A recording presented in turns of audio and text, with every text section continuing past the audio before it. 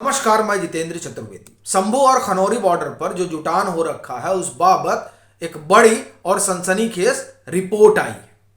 और वो रिपोर्ट दरअसल पहले की दो रिपोर्टों से अलग है। अलग किस मायने में है, पहले उस पर बात कर लेते हैं, उन दो रिपोर्टों पर बात कर लेते हैं, फिर ये जो तीसरी रपट आ रही है इस पर चर्चा करते हैं। चूंकि ये रपट एक तरीके से इंटरनल है। अब इसको इंटरनल क्यों कह रहा हूं उस पर भी आऊंगा, लेकिन पहले दोनों जो रपट है उसकी बात कर लेता हूं, फिर इस तीसरी रपट पर आता हूं।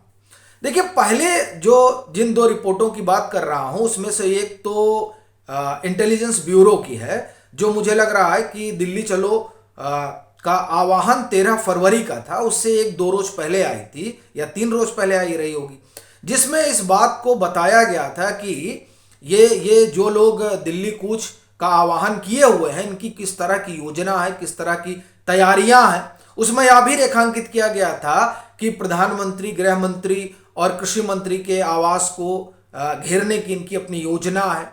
अच्छा, उस योजना में किस तरीके से कांग्रेस का अपना एंगल था, वो तमाम चीजें जो है बाद में धीरे धीरे आई, लेकिन कुल नबोल हुआ भी है कि पहली रिपोर्ट जो थी वो इंटेलिजेंस ब्यूरो की थी।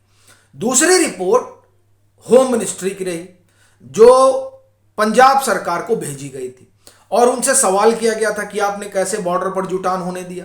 और यह सवाल इसलिए पूछा गया था चूंकि ये बताया गया कि बॉर्डर पर जो जुटान हो रखा है उसमें अराजक तत्वों का प्रवेश हो गया है, जिसकी वजह से आप ये कहें कि सुरक्षा के लिहाज से मामला बड़ा गंभीर हो गया। तो इस वजह से पंजाब सरकार को फटकार भी लगाई गई थी गृह मंत्रालय की तरफ से। तो ये जो दो रिपोर्टें हैं ये सरकारी रिपोर्टें हैं, तो इसलिए ये कहा जा रहा था विपक्षी लंबरदारों के जरिए कि देखिए क्या है ना कि जब कोई आंदोलन खड़ा होता है तो उस आंदोलन पर इसी तरह के सवाल उठाए जाते हैं और सरकार उनको खालिस्तानी कह देती है, सरकार उनको जो है उनके ऊपर अराजकता का ठप्पा लगा देती है, और उनका जो पूरा कुनबा है यानी सरकार का समर्थक वर्ग वह भी आंदोलनकारियों को, चूंकि वो सरकार के खिलाफ आंदोलन कर रहे होते हैं, तो उनको संदेह की नजर से देखती है। लेकिन अभी हम जिस रपट की बात करने जा रहे हैं वो सरकार की रपट नहीं है, वो दरअसल एक मसौदा है जो संयुक्त किसान मोर्चा ने भेजा है। किसके पास? उनके पास जिन लोगों ने शंभू और खनौरी बॉर्डर पर जुटान कर रखा है। किन लोगों ने जुटान कर रखा है? संयुक्त किसान मोर्चा अराजनीतिक और किसान मजदूर मोर्चा, यानी जगजीत सिंह डल्लेवाल और सरवण सिंह पंडेर, इन लोगों को वो मसौदा भेजा गया है। उस मसौदे में जो बात बताई गई है वो दरअसल बहुत बड़ा खुलासा है। वो जो शंभू खनौरी बॉर्डर पर जुटान हो रखा है उसको लेकर एक, और दूसरा वो बहुत बड़ा खुलासा है जो 2020-21 में दिल्ली को घेर कर जब बैठा गया था तो 26 जनवरी के रोज जो ट्रैक्टर मार्च हुआ था उस बाबत भी उसमें चीजें रेखांकित की गई हैं, जो ये बताती हैं कि दरअसल किस तरह की स्थिति परिस्थिति शंभू और खनौरी बॉर्डर पर है। एक, और दूसरा वो जो ट्रैक्टर मार्च हुआ था उस ट्रैक्टर मार्च में एक तरह से कहें कि कौन लोग जिम्मेदार हैं। अब मैं वो आपको पढ़कर सुनाता हूं। देखिए, लुधियाना में एक बैठक हुई संयुक्त किसान मोर्चा की, और फिर वहां पर प्रस्ताव पारित हुआ, और वो प्रस्ताव जो है इनको भेजा गया। मैं आपको ये खबर, एक मिनट रुकिए, पढ़कर सुनाता हूं। पंजाब के लुधियाना में हुई बैठक के बाद संयुक्त किसान मोर्चा की तरफ से किसान आंदोलन के मुद्दों के समाधान के लिए 8 बिंदुओं वाला एक समाधान प्रस्ताव संयुक्त किसान मोर्चा अराजनीतिक और किसान मजदूर मोर्चा को सौंपा गया है। ठीक है, अब इसमें है क्या ये आप सुनिए। बहुत गंभीर आरोप लगाए गए हैं, इनसे सवाल पूछा गया। आरोप क्या है? आरोप सुनिए जो इन पर आरोप है।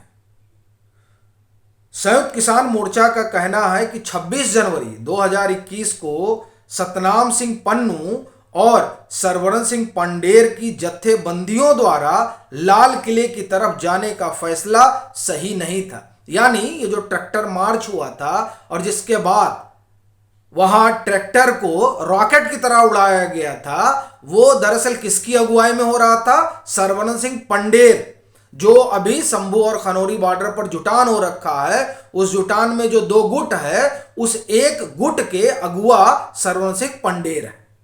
और ये मैं नहीं कह रहा हूं, ये कौन कह रहा है? ये जो संयुक्त किसान मोर्चा ने मसौदा भेजा है, उसमें यह सवाल उठाया गया कि आपने तब बहुत गलत निर्णय लिया था, जो आप चले गए थे उधर, किधर?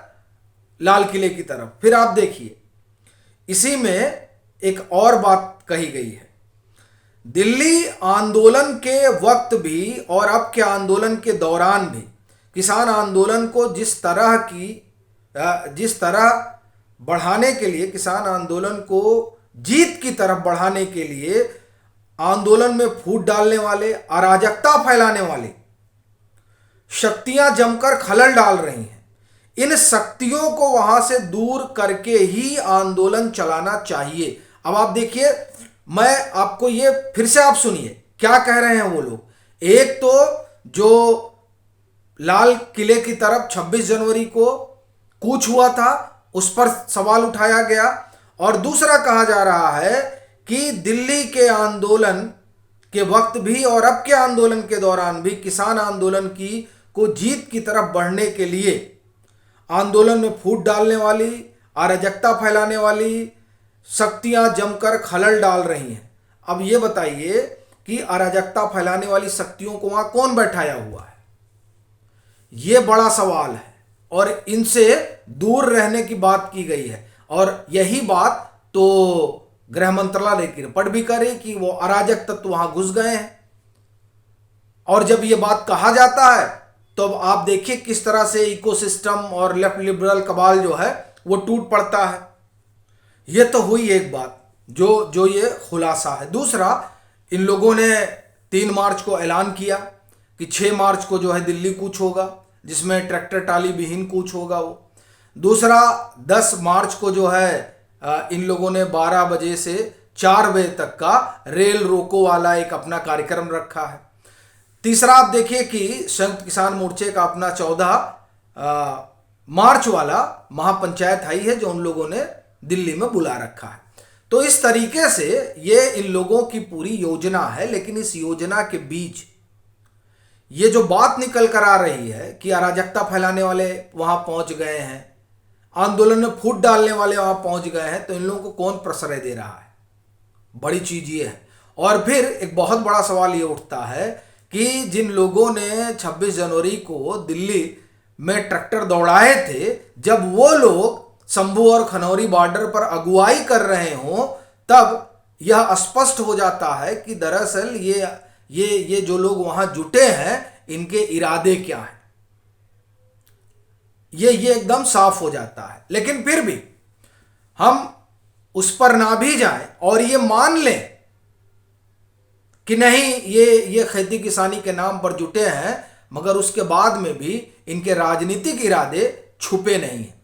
क्योंकि जिस तरह से इनको आप एक तरह से कहें कि इनके मुद्दों को जो इन्होंने मुद्दा उठाया हुआ है, उन मुद्दों पर क्लास चल रही है। आप योगेंद्र यादव को देखिए, ये सब नाहक नहीं है कि क्लास चलने लगे। हालांकि इस बात को केंद्र सरकार और प्रधानमंत्री मोदी खूब समझते हैं, इसीलिए उन्होंने इन लोगों का जो ये पूरा सियासी अभियान है, उस अभियान की हवा निकाल दी है, जिसमें एमएसपी का बढ़ना है, खाद्य सब्सिडी जो है उसका आप देखिए, वो आप पहले 73,000 करोड़ रुपए हुआ करती थी, और इन 10 सालों में 2.5 लाख करोड़ रुपए हो गई है। बहुत बड़ी चीज है। फिर आप देखिए कृषि बजट 5 गुना बढ़ा दिया गया है, और इसके अलावा और कई चीजें हैं, जिसमें आप देखिए अन्न भंडारण की विश्व की सबसे बड़ी योजना शुरू की गई है। फिर आप देखिए कि अभी हम लोगों ने बात की कि किस तरह से एक डेडिकेटेड पोर्टल शुरू किया गया है, जहां पर दलहन की खरीद होगी और वो खरीद सरकारी एजेंसियां करेंगी। तो इस तरीके से तमाम योजनाएं प्रधानमंत्री नरेंद्र मोदी की अगुवाई में शुरू हुई हैं, जो इस पूरे आंदोलन को पंचर कर दे रही हैं। और यह खुलासा जो है वो साफ कर देता है कि किस तरीके की गतिविधियां यहां रही। बाकी आपकी अपनी क्या राय है जरूर साझा करें। मतांतर से नहीं जुड़े हैं तो जुड़ें, वीडियो को लाइक करें और खूब शेयर करें।